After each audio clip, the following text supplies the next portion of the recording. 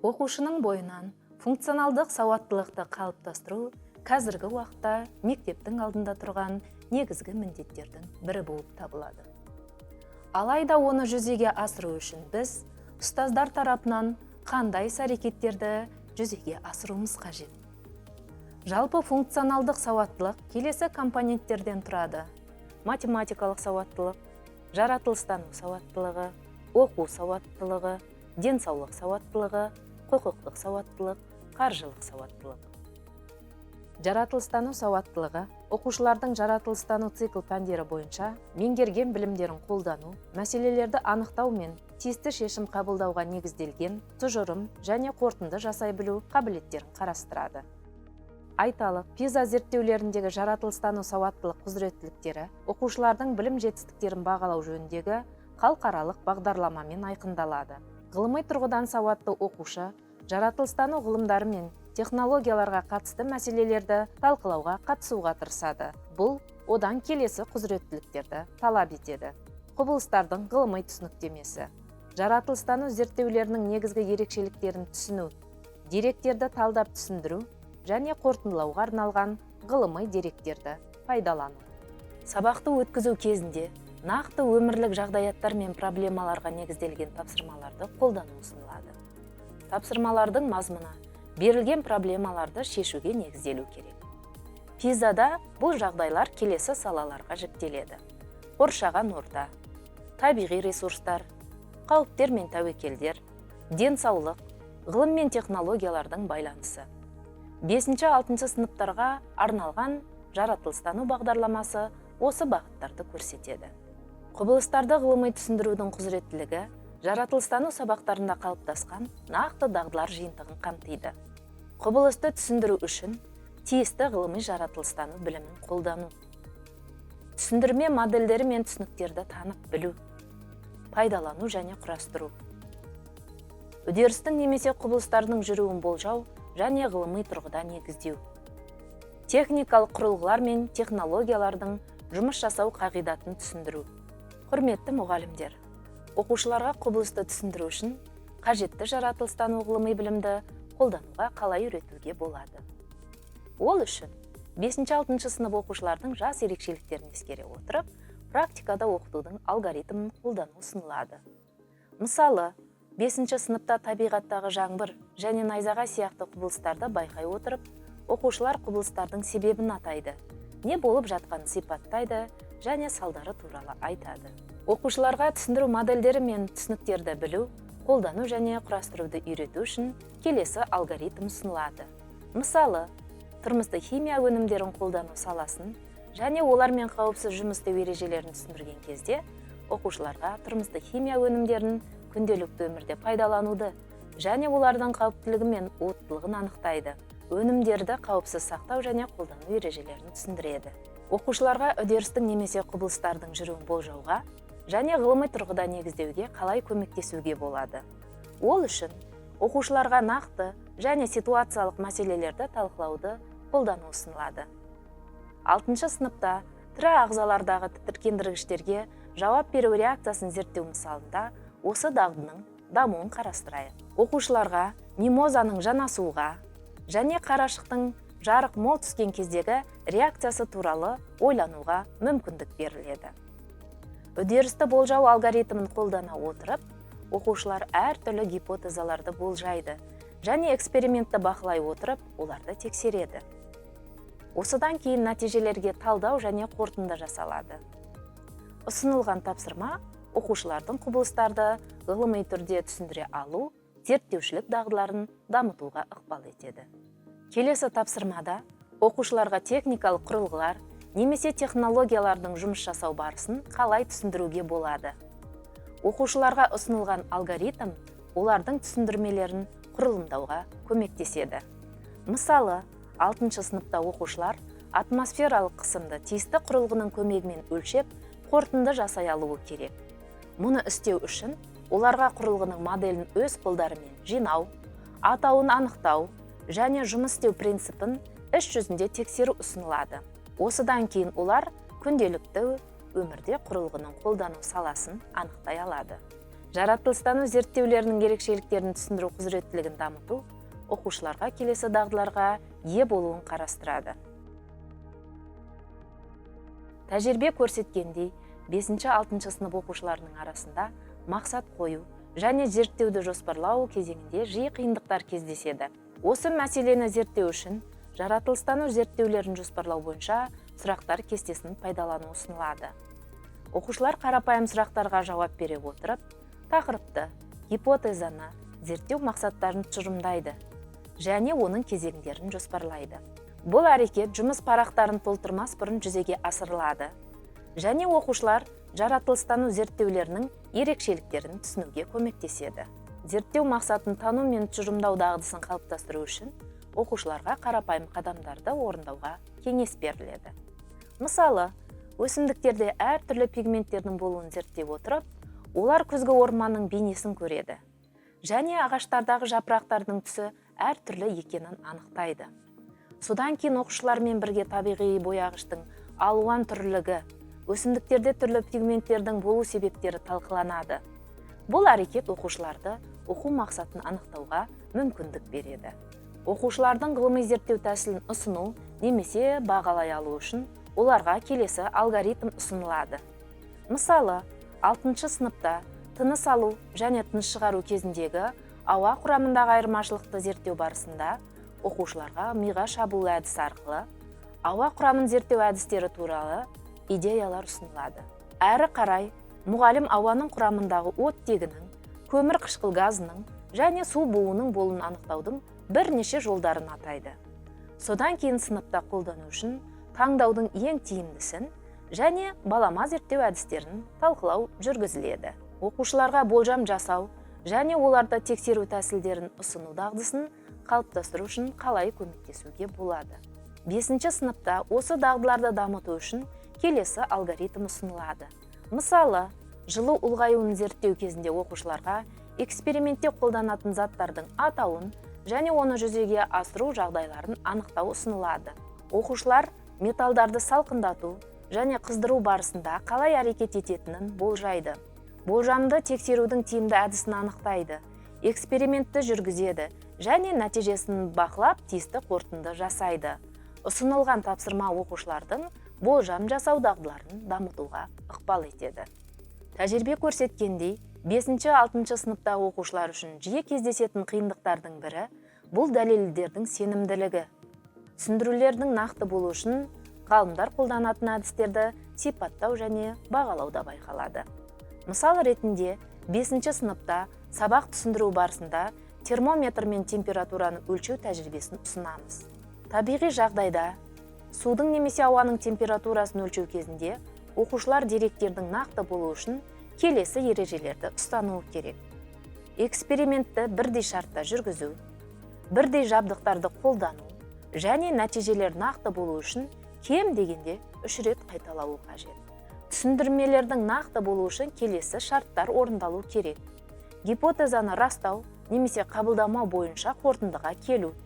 Қорытындыларды зерттеу мақсатына сәйкес тұжырымдау, ал нәтижелерді ғылыми заңдылықтар мен жаңалықтар негізінде түсіндіруі тиіс. Жаратылыстану зерттеулерінің ерекшеліктерін түсіну құзыреттілігін қалыптастыруда оқушыларға қолдау көрсетудің тағы бір әдісін қарастыруға болады. Яғни проблемалық бағытталған оқыту әдісін немесе ПВЛ қолдану тиімді болып табылады. Оқушыларға зерттеу мақсатын, болжамды тұжырымдау және ғылыми зерттеу әдістерін таңдау дағдыларын дамытуда бір құрал ретінде филокестесін толтыруды ұсынамыз. 6 сыныпта экологиялық мәселелерді шешу жолдары сабағында ПВЛ әдісін қолдану тәжірибесін қарастырамыз. Сонымен, біз негізгі мәселе болып тұрған тасөткел су қоймасы мәселесін зерттейміз. Бізге тасөткел су қоймасының барлық территориясындағы браконьерлерден қалған балық аулау торларының ластануы, қоймадағы балықтар санының азаюына келген бойынша нақты фактілер белгілі. Сонымен бірге торлар жағалаудағы 200 метр қашықтықта және 2 метр биіктікте орналасқаны белгілі болып отыр. Енді осы мәліметтер бойынша қандай идеялар болуы мүмкін? Су қоймасын балық аулау торларынан тазарту қажет, және тазарту торлар орналасқан аймақтағы суда жүргізілу керек идеяларын ұсынуға болады. Осыған орай қандай сұрақтар туындауы мүмкін? Су қоймасын балық аулау торларынан қалай тазартуға болады? Және су қоймасындағы судың бетін қалай тазарту керек? Енді біз осы мәселелерді шешу жолдарын алдын ала жоспарлай аламыз. Алдымен су қоймасын тазарту қондырғысын модельдеу, яғни құрастыру, және суды тазарту қайықпен жүзеге асырылуы керек. Үшінші құзыреттілік деректерді талдап түсіндіру және қорытындылауға арналған ғылыми дәлелдерді пайдалану құзыреттілігі оқушылардың бойында келесі дағдылардың игерілуін талап етеді. Келесі таныстырылымда 5-6 сыныптардағы ғылым әлемі бөлімінің негізгі деректерді түсіндіру және ғылыми дәлелдемелерге қорытынды жасау үшін пайдалану құзыреттілігін қалыптастыру бойынша негізгі мысалдар келтірілген. Мысалы, зерттеу сұрағы бөлімінде оқу мақсаты оқушылардан болашақта химия, биология, физика сабақтарында тәуелсіз, тәуелді және басқарылатын айнымалыларды анықтауға бағытталған. Зерттеу деректерін талдау бөліміндегі оқу мақсаты оқушылардан кесте, диаграмма, суреттер және графикалық түрде стандартты нұсқаулықтарды сақтай отырып ұсынуды талап етеді. Ал қорытынды және талқылау бөлімі оқушылардың әртүрлі тұжырымдарды ұсыну дағдыларын дамытуға бағытталған. Бұл таныстырылымда 6 сыныпта жаратылыстану сабақтарында деректерді талдау және түсіндіру дағдыларын қалыптастырудың мысалы көрсетіледі. Талдау және түсіндіру үшін тиісті жаратылыстану білімін қолдану қабілетін дамыту үшін оқушыларға халықтың тығыздығы жоғары және төмен өңірлерді анықтауға және себептерін түсіндіруге тапсырма ұсынылады, және тапсырманы орындау алгоритмі беріледі. Физикалық, климаттық және халық тығыздығының картасын талдай отырып, оқушылар шартты белгілер бойынша халықтың тығыздығы жоғары, төмен аймақтарды анықтауы керек. Сонымен қатар, халық тығыздығының біркелкі емес орналасуына әртүрлі факторлар әсер етеді деген қорытынды жасайды. Келесі таныстырылымда 5 сыныпта деректерді ұсынудың бір нысаннан екіншісіне түрлендіру құзыреттілігін қалыптастыру үшін оқушыларға сурет бойынша қарапайым жоспар жасау ұсынылады. Және ол келесі алгоритммен жүзеге асады. Оқушыларға елді мекендердің суреттері беріліп, жоспар жасау ұсынылады. Оқушылар елді мекенді өздері таңдай алады. Ауыл, мектеп ауласы, көше және тағы да басқа электрондық карталарды қолдана отырып, жоспарды аэрофото суреттен салыстыруға болады. Ол сонымен қатар жоғарыдан түсірілген рельефтің кішкене бөлігін бейнелейді. Біріншіден, оқушыларға жоспар жасау үшін масштаб пен шартты белгілерді қолдану қажеттілігін түсіндіру керек. Бірақ аэрофото суреттен айырмашылығы жер бетіндегі заттар шартты белгілермен көрсетіледі және жазулары болады. Екіншіден, географиялық ақпараттық жүйе құралдарын қолданып, шартты белгілер арқылы жоспарды оқу ұсынылады. Үшіншіден, атқарылған жұмыстың нәтижесінде оқушылар алдымен ұсынылған суретке ұқсас шартты белгілер бар аймақтың қарапайым географиялық жоспарын жасай алуы керек. Ғылыми мәтіндердегі дәлелдемелер мен талқылауларды түсініп білуі керек. Бұл дағдыларды дамыту үшін келесі алгоритм ұсынылады. Оқушыларға мәтін түрінде ақпарат беріледі. Алдымен оқушылар қажетті ақпаратты іріктеп, тезистер түрінде айту ұсынылады. Содан кейін ақпараттың әр түрінің ерекшеліктерін анықтайды. Болжам, дәлел, талқылаулардың арасындағы айырмашылығын түсінеді. Соңында мәтінді талдап, ұсынылған ақпарат қандай түрге жататынын анықтайды. Мысалы, өсімдіктер қозғалысы тақырыбын зерттеген кезде оқушылар болжам ретінде мыналарды бере алады. Өсімдіктер қозғалысы қоршаған ортаның әртүрлі факторларының тітіркенуіне жауап болып табылады. Мысалға дәлел, су лала-гүлі гүлдері күн сәулесі пайда болған кезде ашылады. Оқушы осы тұста талқылауға келесі ақпаратты бөліп алады. Гүлдің күн сәулесімен ашылуы бұл күн сәулесінің әсер етуі сияқты факторлардың тітіркенуінен туындаған қозғалыс екенін анықтайды. Бүгінгі ақпараттың дамыған жағдайында оқушылар әртүрлі дерек көздерден алынған ақпараттарды ғылыми дәлелдемелер тұрғысынан бағалауды үйренуі керек. Ол үшін келесі алгоритмдер ұсынылады. Олар ақпараттың қаншалықты сенімді және жалған ақпарат екенін анықтай алуы керек. Басқа ақпарат көздерін іріктеп, ақпараттың дұрыстығын растайтын немесе жоққа шығаратын ғылыми фактілерді таба алуы қажет. Кейбір жағдайларда дәлелдемелерді эксперимент арқылы бағалауға болады. Сіздердің назарларыңызға 6 сыныпта жаратылыстану сабағының үзіндісін ұсынамыз. Көрсетілген сабақтың мақсаты алынған деректерді графикалық түрде көрсету дағдыларын дамыту болып табылады. Эксперимент барысында мұғалім тәуелсіз айнымалыларды өзгерту арқылы ермексаздың тығыздығын өзгеруін көрсетеді. Және практикалық жұмысты өткізу және рәсімдеу үлгісіне назар аударады. Тәжірибе жүргізу үшін бізге қораптағы ермексаз, электронды таразы, ермексазды кесетін пышақ, оқушы сызғышы және нәтижені жазу үшін кесте қажет. Сонымен іске кірісейік. Ермексаздың тығыздығын анықтау үшін ермексаздың массасы мен көлемін білуіміз керек. Тәжірибені жүргізу үшін бірнеше өлшеулер жасауымыз қажет. Ол үшін қандай өлшеулер жасау керектігін біліп алайық. Тәуелді, тәуелсіз және бақыланатын шамаларды анықтау керек. Ермексаздың тығыздығын анықтауда оның массасы мен көлемін білу үшін білеуше ретінде ермексаз білеушесін аламыз.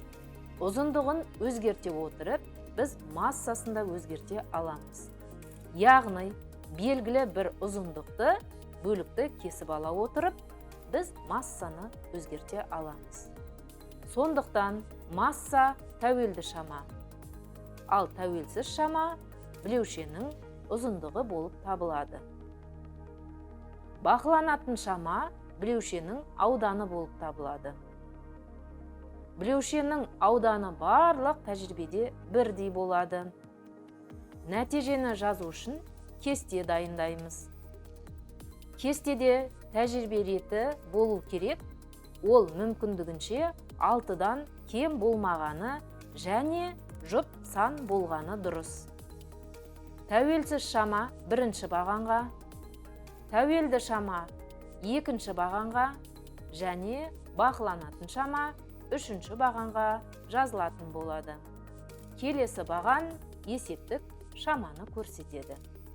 Сонымен іске кірісейік. Біріншіден білеушенің ұзындығын өлшейміз. Білеушенің ұзындығы көріп тұрғанымыздай 7 сантиметрді құрайды. Сондықтан біз 6 өлшеу жасау үшін бірдей ұзындықтағы, бірдей қимадағы 3 білеушені алған ыңғайлы болады. Міне, бұлар бәр бірдей. Біз 3 білеуше аламыз және бірінші білеушені 1 және 6 сантиметрге бөліп аламыз. Екінші білеушені 2 және 5 сантиметр. Ал үшінші білеуше 3 және 4 сантиметрге бөліп аламыз. Осы білеушелерді кесеміз. Осы ұзындықтарды кестедегі бірінші бағанға жазамыз. Сонымен бірінші тәжірибе 1, 2, 3, 4, 5 және 6. Назар аударыңыз. Баған жоғары бөлікте көрсетілген. Осында өлшем бірліктер көрсетілген. Ұяшықтардың өзінде тек бүтін сандар немесе ондық бөлшектер жазылады. Енді келесі тәжірибеде біз осы білеушелердің массасын өлшейміз. Ол үшін мен электронды таразыны қосамын және нәтижені көрсетемін. Сонымен 1 сантиметр 4 грамм, 2 сантиметр 6 грамм, 3 сантиметр 10 грамм, 4 сантиметр 12 грамм, 5 сантиметр 16 грамм және 6 сантиметр 18 грамм. Келесі кезеңде біз график тұрғызу керекпіз. Біріншіден біз тағы шама ауданды білуіміз керек. Ол үшін сызғышпен ұзындығын өлшеу керек. Ұзындығы шамамен 2,1 сантиметр, яғни А тең 2,1 сантиметрге. Ал қалыңдығы шамамен 0,9 сантиметр. Онда аудан 2,1 сантиметрді 0,9 сантиметрге көбейтсек, шамамен 2 сантиметр квадратқа тең. Графикті тұрғызу үшін графиктің үлкен болу керектігін және берілген ауданды максималды қолдану керек. Егер біз кестеге қарайтын болсақ, онда біз ең үлкен масса 18 грамм. Ең үлкен ұзындық 6 сантиметр екенін көреміз. Бізде L тәуелсіз айнымалы, ондағы ол горизонталь ось болады. Ал вертикальды ось тәуелді айнымалы масса болып табылады. Тәуелді айнымалыдан бастайық. Сонымен шамамен 20. Мысалы 10 сантиметр деп алсақ болады. Басқаша айтсақ 20 төркөз деп алсақ болады. Екінші ось ұзындық. Ұзындық 6 сантиметрді құрайды. Егер мен осылай қойсам, графикті қарағанда өте жақын және ыңғайсыздау болады. Сондықтан біз максималды алыс жатқан нүктелерді аламыз. Мысалы, егер максималды сан 6 болса, онда 12-ні алуға болады. Яғни бұл максималды нүкте болады. L үтір сантиметрмен, M үтір граммен, ендігі дұрыс кесінділерді таңдап алу керек. Олар бірдей болу шарт емес. Олар әртүрлі физикалық шамалар. Сондықтан бірлік кесінді бір болуы мүмкін. Ал бұл жағдайда басқаша болады. Біз 6, бұл 12-ні таңдап алғандықтан 6 сантиметрді белгілейін. Осы нүктелер жеткілікті алыс орналасқан. 1, 2, 3, 4, 5, 6. Барлық осы сандарды жазамын.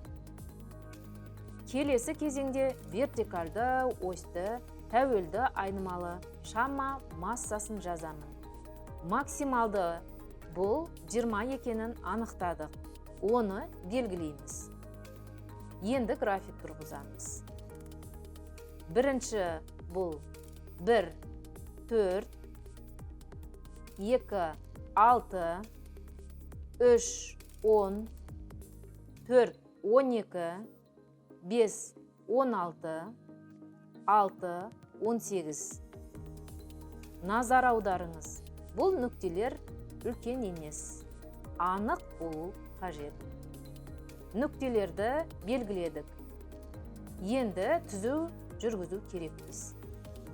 Оқушылар көбінесе осы нүктелерді қосып, сынық сызық салып жатады.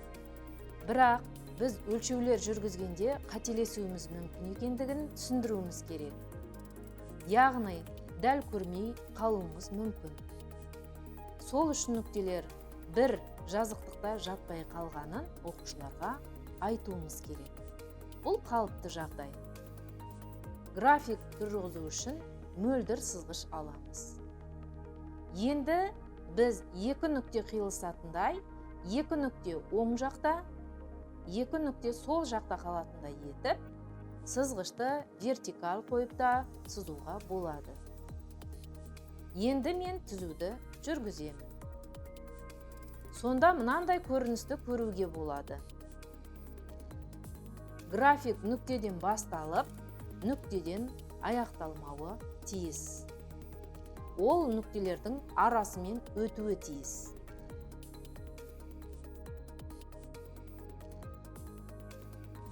Келесі кезеңде әр үзінді үшін тығыздықты есептеп, нәтижені кестеге жазу керек.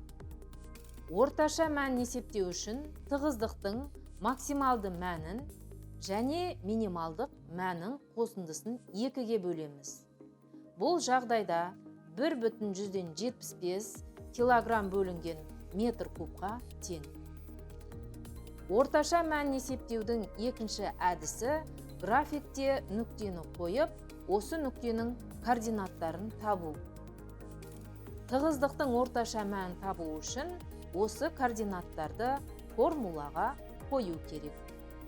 Зерттеу барысында алынған мәліметтерді графикалық түрде көрсету дағдысы оқушылардың дамытуды қажет ететін дағдыларының бірі. Деректерді жазу және жинау халықаралық бірліктер жүйесінің өлшем бірліктерін пайдалану арқылы жүзеге асырылады.